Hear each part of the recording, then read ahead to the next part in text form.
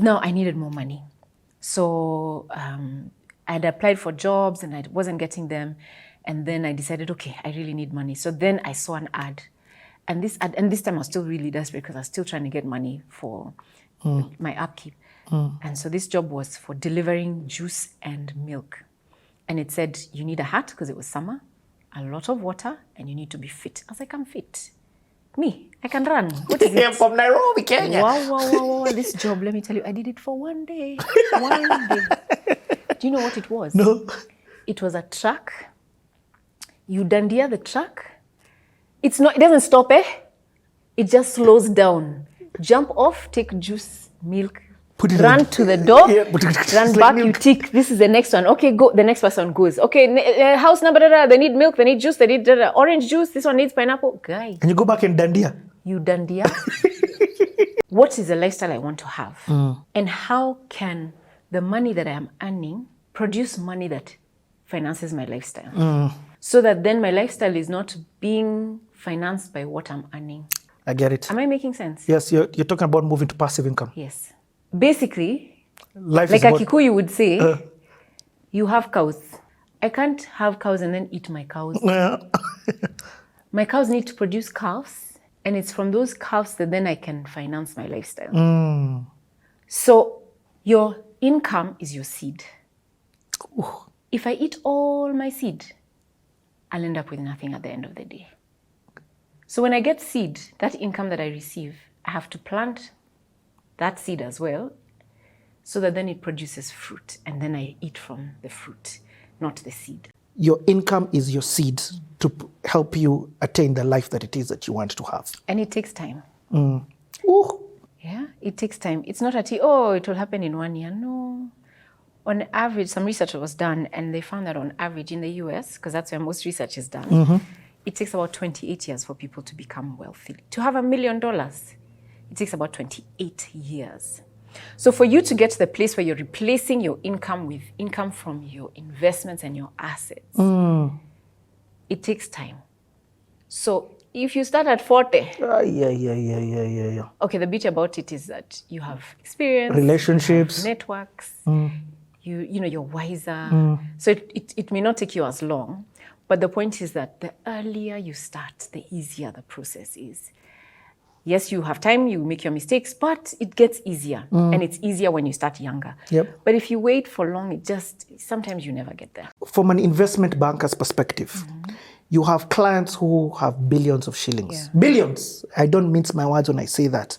Can they walk here? Nobody knows them. Absolutely, very many. There's some you'll even dismiss because of what they're driving, what they're wearing. Completely dismiss them because they don't look like what they have at all. And that's a big lesson, and I love that I learned that lesson. And so for me, that's you're not my yardstick. You who drives a nice shiny car and lives in a nice shiny neighborhood, you're not my yardstick. This guy who has amazing wealth, making amazing impact, that's who I'm learning from and who I'm watching, because that's what I am. So the mistake I find we make, especially Black people, whether those Black people are in the US, in Congo, in South Africa, or in Kenya, is wanting to wear our wealth so that people can respect me. Yeah, so I ended up eating from the bin. I saw an over-toasted slice of bread in the bin. That somebody had thrown. That someone had thrown in the dustbin as I was having my coffee. And I was like, by the way, there's food for me. I took a knife, a butter knife, and I scraped off the yucky stuff and the burnt sections. I had that slice of bread with my coffee, and that, let me tell you, that was my defining moment. That I said, I'm never in my entire... I cried after that, and I said, I promised myself I will never, ever be here again. Ever. Wow. In my life. Because I was like, how is it that I was set up, my parents, we had a conversation, they said, this is where we're at financially, this is what is for you, and even the sacrifice that they made to make it possible for me to be in that space, I knew. How could I do this? And then also I started to realize, while I was at 3 Mice, that how you view yourself is equal to how others view you and therefore pay you. Ooh. Let me tell you, it's so interesting. I don't know how, but I saw the salaries. I was getting 15K. This other girl, who was my peer as far as I was concerned, was earning 60. I went and sat with her. I said, hey, please, my friend, how? I asked her, how are you earning 60K? She told me, what do you mean? Kwani, how much do you earn? I told her. She said, what? I was like, yeah. She told me, but how do you afford to do that? For me, I just said, listen, excuse me, this is my gift. This is what I do well. And for me to be able to do this for you, I need to pay my rent. I need to pay I need to pay this. And the least I can get from this job is 60K. So if you can't pay me 60, unfortunately, I can't work here. But she was brilliant. So that's again, but she was brilliant. She was brilliant. So and they needed her. She was more than what they were going to pay her. Yeah. Or at least she matched what she was asking. She matched what she was asking for. Okay. She was not scared of being told no. No. She knew her value. She has options. She has options. Yeah, because she was so qualified. That's one of the things that I have also learned. And I learned also at 3 Miles, is be so good at what you do, so good, Richie, that people come for you. Be poached. So don't go standing there saying, I want, like if I went and told Paul Kukubo at that first meeting that, because what I had expected to earn was that 60K as my first. This is 2000 and what? 2002. Yep. 60K then was a lot of money. My point is that I wanted that 60K to start off with. In fact, I probably mentioned it to him, but he was like, I can't pay you that. Like, first demonstrate to me your value. I was like, give me 3 months. And promise me that in 3 months, once I've proved my value, we can have this conversation again. He said, sawa. So don't start with, I have to pay rent, so can you pay me 100,000? Yep. No. First get your foot through the door.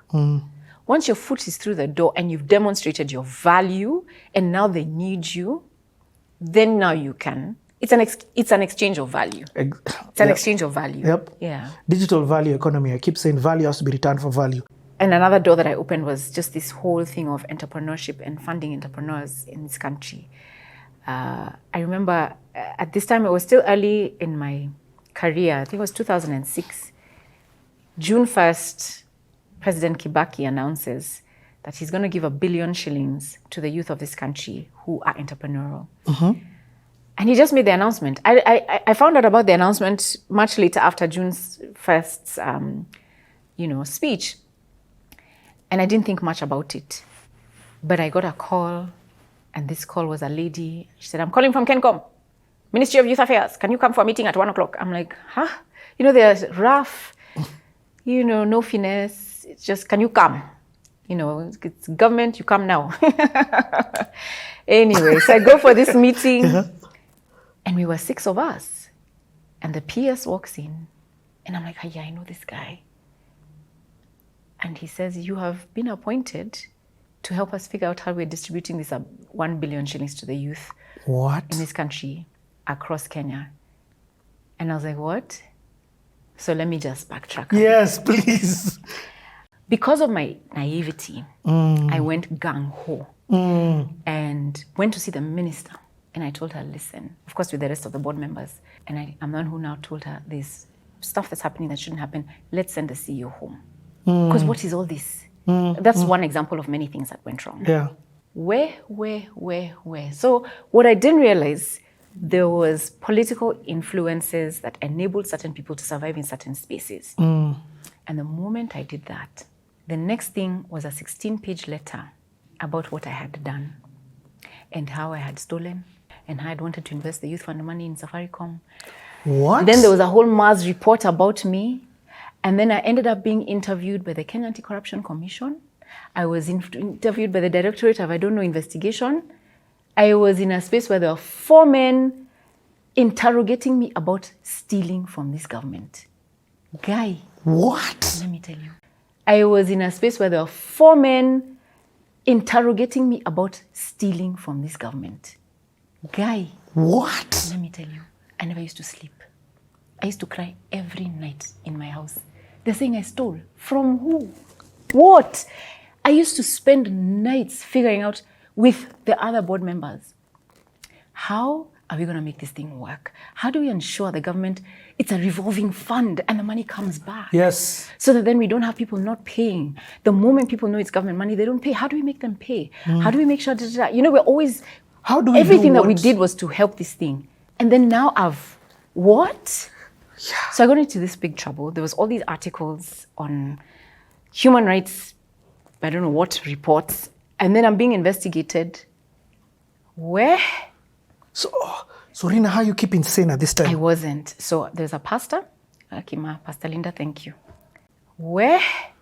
So Rina, how you keep insane at this time? I wasn't. So there's a pastor, Akima, Pastor Linda, thank you. I'd been This her is house. the time of Mavuno? Yeah. Uh-huh. I'd been in her house. Go. We need to pray. She tells me there's a guy called Hezekiah in the Bible. He went through the same thing. You know, Pastor Linda is fiery. Yes. Open it. Put it down. That document that they've written. Yeah. Just open it the way Hezekiah said, look, God, what they've written about me. These lies. And we prayed. And we prayed very serious prayers about how I would be vindicated, how this would not go anywhere. The guy, meanwhile, was restored back to his job. No. Also, they did fire him. No, we sent him home. Oh, you did as a board? Compulsory Yes, leave. because you've got the power to do that. Yeah, but he was brought back because he had political connections and whatever. So this was above you guys. Hey, what am I saying? Are you going to have this one? Yes. Video? No, listen. Lord. Do you know? And he's like, every time he goes out, every 3 months, to have a personal retreat alone, he reviews those things of his life. And then he said, one of the other things that he has is a timeline. And he said, when you go back home, I want you to do something. Now you're 24. I want you to draw a timeline to the age of 80 and in intervals of 4 years. What do you want to see at 28? What do you want to see at 32? What do you want to see? Like that, yeah? All the way to 80. And so as I did that timeline, I made a decision about some of the things that I wanted to do. And it's been so interesting to see the power of putting a pen down to write something down. Write down and the power of visualization, right? And marriage was a part of that because marriage was important to me. And I remember thinking, I want to be married at 30. So the pressure wasn't from society. I get it. It was me who wanted, and I knew by 28, this is what I'm doing. By 32, I have a baby. I wrote that. Yeah. I wasn't top of my class. I was an average-ish, but upper average. But I didn't fail, Richie. Like I never failed. Anyway, so CFA taught me you can fail. And it was very humbling. But I also realized life is not about theories and academics. It's about wisdom, applied knowledge. Yeah, it's about wisdom. Yeah. It's also about being able to be very practical in making choices and decisions. And do you know that that failure that I have had is what has made me sensitive about explaining financial concepts in simple language, using examples. Yep. Because I know what it means to be told something in a jargon way and be like, what did you just say? And I'm like, okay, so I'm able to then explain concepts simply so that guys can understand. Just as a quick tip nugget, what would be some of the ways that a parent maybe watching this can teach their children about money? What do you do? So first of all, you know, people see me talk about money and they think, hey, she knows. Do you know, the reason I am passionate about money is because of the many mistakes. This is just the intro to that question. Yeah. Many mistakes I have made. I've made very, very many mistakes and huge blunders through my life. But I can tell you I've learned a lot from my husband. A lot. In the management of finances. So one of the things that he came up with, he did with the children. I'll just give you one example. There's many ways we can teach our children, but we have to be very intentional. You have to be intentional. You can't just, oh, I'm going shopping, you know what you want to buy, it's all in your head and you go buy and come back home. So the question is then, how do you help children understand what it is that you're doing? So one of the ways was we decided we're going to do birthdays as a way to teach them. So I remember when they started, my daughter was probably 7. And when she turned 7, and I guess when you have one child, your firstborn child, you're just excited. Oh my gosh, I have a 7-year-old, and you have all these, nice things that you bring, a huge party and whatever. We spent a lot of money. We had these. She liked doing experiments. We had these guys who do all these kinds of experiments. Come, and the children had lab coats and glasses and what? It was so posh. You were there. It was nice. I remember it. My husband sat me down and said, "Now, is this sustainable? What are we teaching?" And eventually I understood what he was saying. So we agreed. What we agreed was that we're going to have a budget for birthdays for everybody, right? We can't spend 50K on this one, 100K on the other one, 5K on... I mean, like, we need a sustainable way to celebrate. Yes, celebrating is fine, but we can't be spending this kind of money on birthdays. And I was like, okay, fair enough. What do we need to do? So we agreed on a budget specific for birthdays. And the budget was 15K, and still is. So the 15K, the children have to decide what they want. Wow. From the age of, my son was what, 4? It was, you have 15,000. What do you want to do? You want to do that? Okay, that costs 7,000. So you have 8,000 left. So then what do you want to do? And it's been very interesting watching that, Richie. Initially, I was like, what are we doing to our kids? Wait, this is too much. Like, it's too much. Yeah. Like, they can't handle this. But listen to me. 2020, yeah, that was when we had lockdown. 2020, and beyond that, being able to also worship God with your time, with your talent, right? But also with your money. Because if you're not doing that and just living for yourself, then what is life about? I mean, when you think about time after we've been here and you died today, it's not going to be announced that you lived in such a nice house and you are such an inspiration because you drove a certain car. No, it's about the lives that you changed. That's the impact that's going to leave a legacy for you. And so for me, that's what I'm chasing. I'm chasing impact, and I know it sounds like fluff, but it is not fluff for me. Yeah, it's not fluff for me. So whether you think that, it doesn't drive the nice car, by the way, you have no idea how many lives we are impacting as our family because of the choices that we are making. But that for me is what gives me fulfillment. So yes, I talk about money a lot, but money is a tool.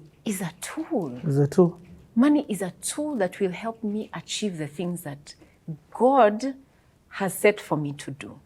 It will enable me to bless ministries, it will enable me to bless families, it will enable me to travel and go to places and finance that sort of thing without, oh my gosh, I can't. You know, I can hop on a plane and go to the US and do something for me that I need to be able to do and come back home and didn't burn anything and I'm okay. But now, if I live to be able to drive what? A Maserati? Yes. Really? But then something happened. And I started to realize something is going wrong. When a budget came through, and one thing on the budget was for an RJ45. Remember, I was in IT. Do you know what an RJ45 is? No idea. Do you remember the cables that used to run from our computers to the wall? Yes. And it clips, tuck. Yep. That thing at the end, the plastic thing? Yes. That's an RJ45. Yes. And so on this list of budget things that are needed are RJ45s. And because you had worked in... and guess how much they're being charged? What? Each RJ45, 2,000 shillings. So I'm like, so obviously I'm young, I'm naive. I thought everybody's for the good of this country. And I'm saying RJ45, 2K. I said, excuse me. Are these RJ45 made of gold? Because they were like 20 bob, eh? Yes. Like the most expensive maybe 45 shillings. Yep. 2,000 what? For one RJ45. So of course you can imagine how many they needed. Yep. So I was like, what are you guys doing? And I blew it up. And I told off the head of IT, I'm just like, this is nonsense. Can you go back and give us a proper budget? What are you doing? So it would be so little things like that. So because of my naivety, I went gung-ho and went to see the minister. And I told her, listen, of course with the rest of the board members, and I'm the one who now told her there's stuff that's happening that shouldn't happen. Let's send the CEO home. So when I first got married, I've only been married once, but when I got married, But let me say, sorry to interject there, but I need to say this. Money is the biggest reason for divorce. It is, apparently. Not even, I would think it's sex or infidelity. Right? No, it's money. So... Because we come from different families of origin, different ways of seeing money, different ways of interacting with it, different relationships with money. And I remember one day, let me just tell you the story. So when you first got married? So let me tell you the story. So one day, I am in the house. I think it was, I'm fast forwarding a little bit. We're probably celebrating 5 years that year into our marriage. And I remember letting out this sign. I'm like, it would be so nice if we could travel to Australia for our wedding anniversary this year. And then I looked at my hubby to see his reaction. He didn't move an inch. I just looked at him. He continued doing whatever it was he was doing. I don't remember that he was reading a paper or he was on his phone. I can't remember. But he didn't make a sound. So I just said, anyway, this is okay. Let me just dream. And that was like maybe a Friday. Monday morning, an email pops into my inbox. Trip to Australia. And it was from Alan. And I'm like, yeah. Let's do this. Richie, it was an Excel sheet.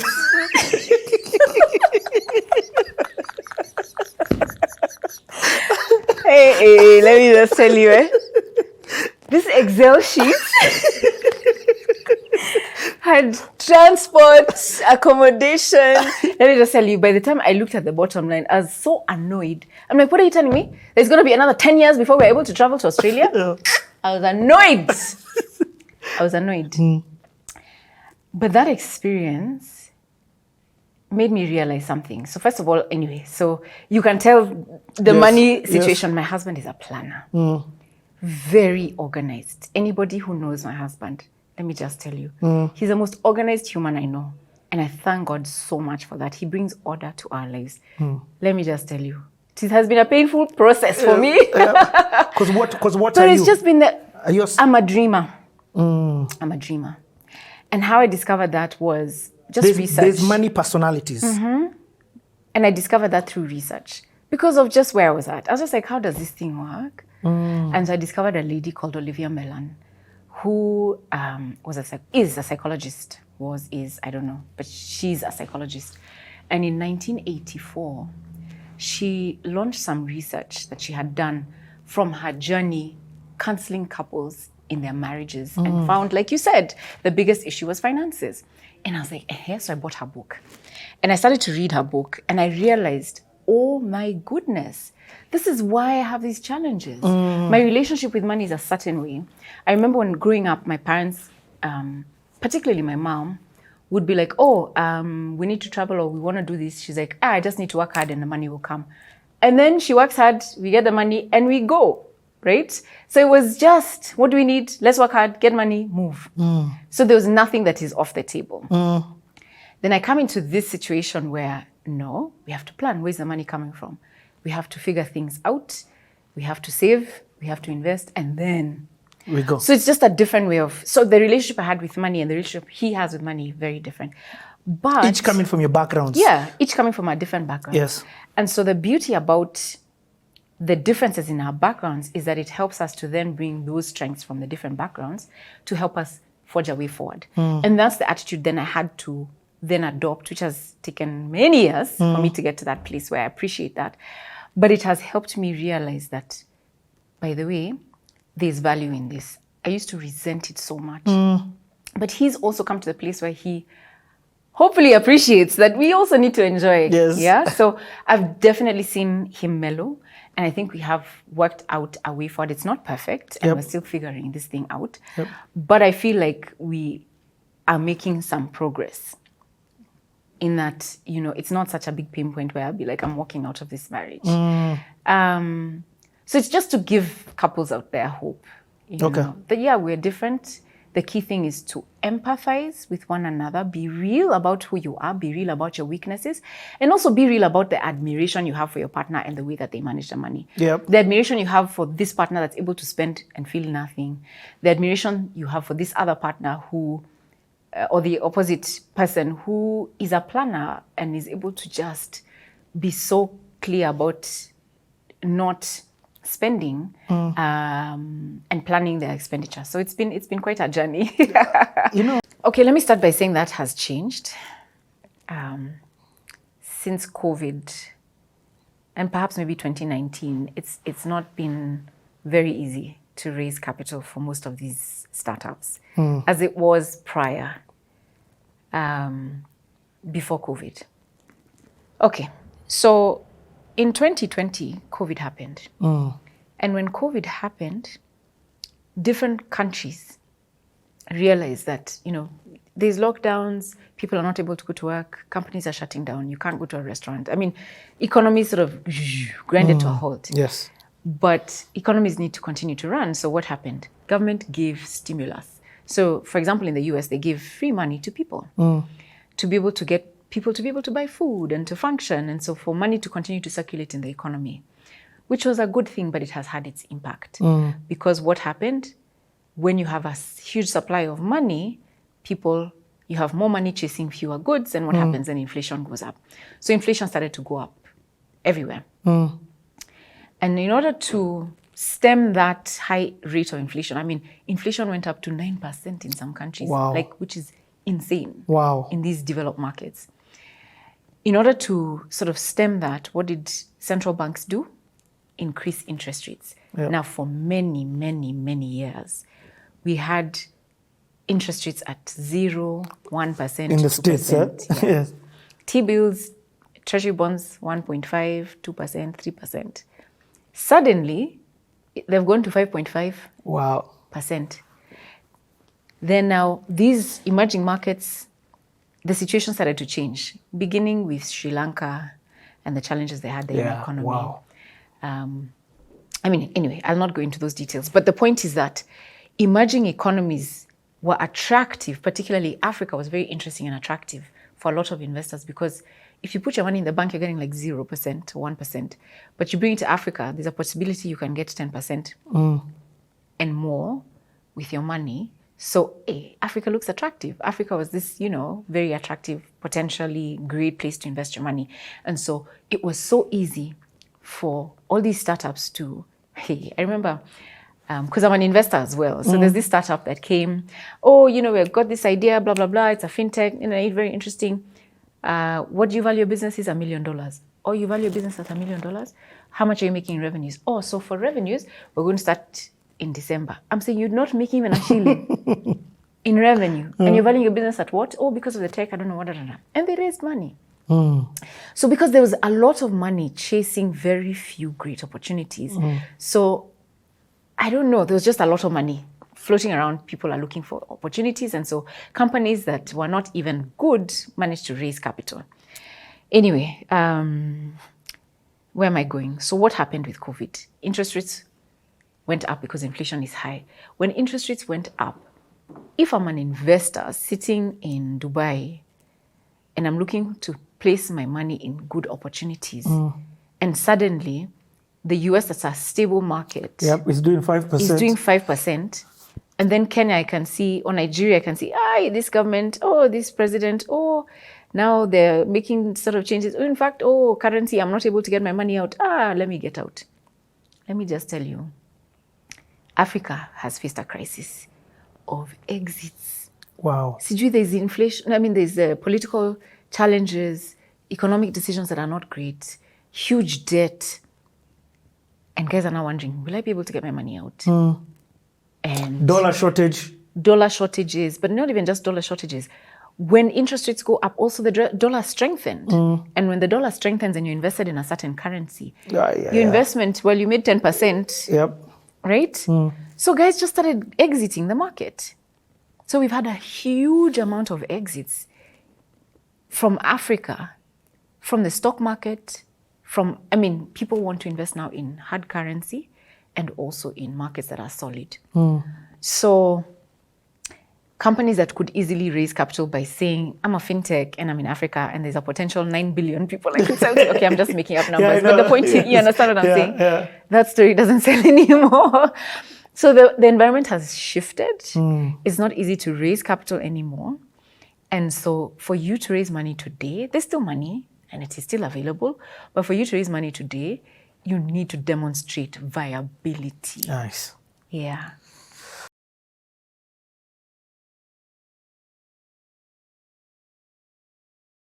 And I remember at that time,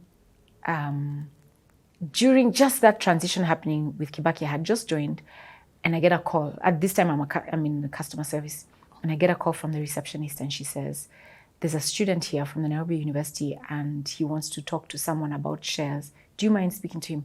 And the reason I was given that client was because I'm the youngest. I'm the one who has the time. The other people in the business are more mature, and they're like, student. This guy is going to bring us 2 Gs. So I was like, yeah, of course. I'd be happy to. And remember, I'm excited. I'm happy to be in this space. This is what I'm passionate about. So the student came in, and I sat with him, and he gave me his story. And he said how, my mom passed away. I'm an orphan. We're 4 of us in our family. I'm really 8 in my family. This has to work, and I'm so excited. I got help loan, and I'm going to use some of that help loan to invest just so that I have assets that can finance me, and at least I have something that I can save towards. And I looked at this guy, and I was just like amazed. And we connected like this because I could identify with him. His story was just, for me, just so heartwarming. And I was like, yes, I'm happy to help you. So we started a journey. How do you identify? What do we do? And he'd come, we sit, we talk, and he'd bring 2,000. The first amount he brought was 5,000. He used to earn, per term, I think it was 19,000. I can't remember what it was, but I remember that time when he came, he had earned 19,000 shillings, and he gave us 5,000 to start. And so we started this journey. And I worked with him for 4 years. After 4 years now, I'd grown, I'd moved into a different department, so I handed him over to a friend of mine. 2011, Richie, now I'm approving payments. I'm now in operations. And I see a check and a request for payment, and I see his name on this thing, and it's 2.4 million shillings.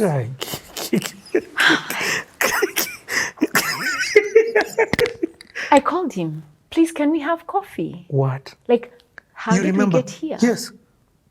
So tell me, what are you asking me? I was consistent. Sometimes it was 2,000, sometimes it was 5,000. And then I got a job, and then I just continued. This guy used to eat chapati dondo once a day, just so that he could save money. But he remained super consistent, Richie. I asked myself, my darling sister, what is in your account at this point in time, right? And I realized I had messed up again because I had taken for granted what I had. And he told me he was putting a down payment for an office at Crawford Business Park. I'm like, what? So he put his down payment, got a loan for the balance. And started renting it, of course, He rented it out. I think now he's paid it off. But the guy has continued to be consistent to this day. Those days it was 2,000, 5,000, 10,000 nights, 100. Every month. Let me just tell you, that one client is the reason I have money-wise. One of the reasons. And every space that I went into, it's a very male-dominated society when it comes to financial services. And I'd go into rooms and I can just feel it. It's for who has walked in and why. And the men that I had on my team were the ones who were given the space. And I'd feel the room shut down every time I speak. What? I'm telling you. But because we've continued to work together and they've come to actually understand, I'm the one who knows the story. And actually, I know my stuff. And the respect has grown over time. And I've come to accept that that's how it is. And it's okay. I kind of have to work a little harder. I have to also give guys time. And eventually they'll understand that, imagine I understand and I know something. That the guy I've come with, he has no idea. He's a prop. And so where I need to use props, I'll use them. Wow. So if I need to get into a room, but I have to have a man with me, why not? Because it's clear, some rooms, they won't even open the door if it's just you. No. So I'd go with my dad sometimes. And there's some meetings and there's some people I cannot meet without my father there. And my dad will just come, say hi, and then keep quiet, and I continue. Of course, in some instances. Yes. I mean, my dad is brilliant and he knows his stuff. Yes. I'm just saying. But he knows this is Rina who's going to do this. Exactly. I'm going to do the work Yes. anyway. So, and I don't mean just him, even other men in my business, in the business that I work in, and not just in the business that I do. It's just, and even other women also feel like there's some things men are the ones who know. So one Sunday afternoon, my mom and dad said, come, sit down. And I knew, boss, what have I done? And then hey, so what's your plan? What do you like? What do you enjoy? What do you want to do? They were just asking me questions. I said, look, the truth is, there's an experience I had while at 3 Mice that made me realize what I want to do long term is in this financial services space. They're like, really? So let me give you background. So while I was at 3 Mice, there's a job we were pitching for Old Mutual. And because it was Old Mutual products that we wanted to create an e-commerce experience for, Paul Kukubo again came to me and said, look, you're the only person in this space, in this company that understands finances. You studied finance.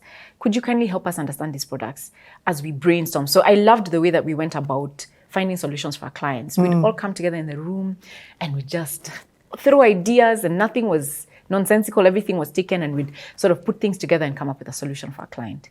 So I led that process. And let me tell you, I had so much fun, Richie. Wow. I was like, man.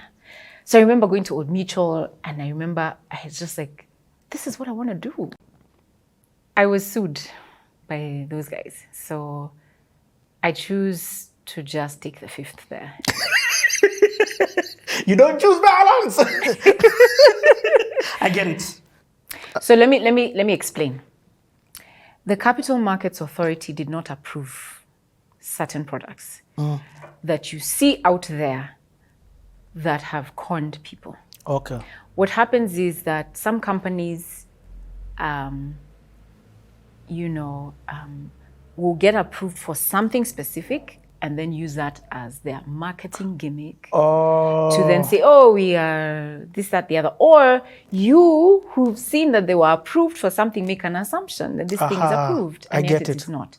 So there's many things that are out there, even crypto stuff. Somebody sent me something the other day that there's a company started by some lady from a foreign country that is mining Bitcoin. I was just like, this thing has red flags from the word go. Yep. You look at the CR12, it's one individual, a foreigner, starting a mining business, you put in a certain amount of money, bring in others. I'm just like, guys, it has red flags all over it.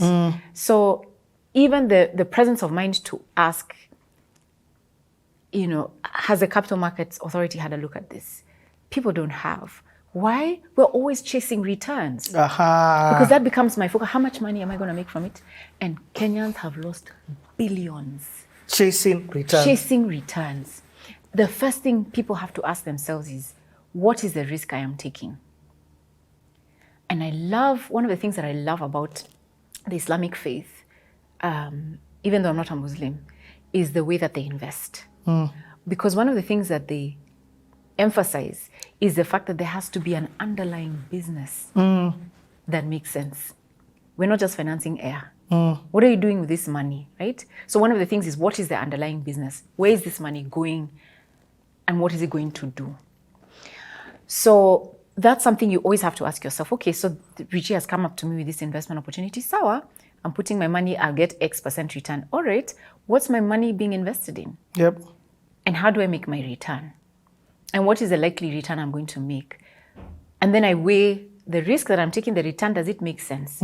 Because an investment is somewhere I put my money, delay my fun and enjoyment now so that I can enjoy later. And it has to compensate me. Yep. It has to compensate me from preventing myself from enjoying now. It has to compensate me for inflation, because inflation is going up. That 100 bob I've put here, in 5 years when I get my money back, because of inflation, will not be 100 bob, it will be 90 or less. So the return has to be above inflation. Yeah. And then lastly, what's the risk I'm taking? And by the way, there's always risk. Even when I choose not to do anything and I say, let me keep my money in my bank account, there's a risk. This bank.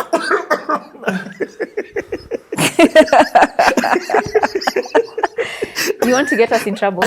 No, I mean, it's But anyway, it's public information. Yeah, it's public information, and it no longer exists. Yeah. Rina, money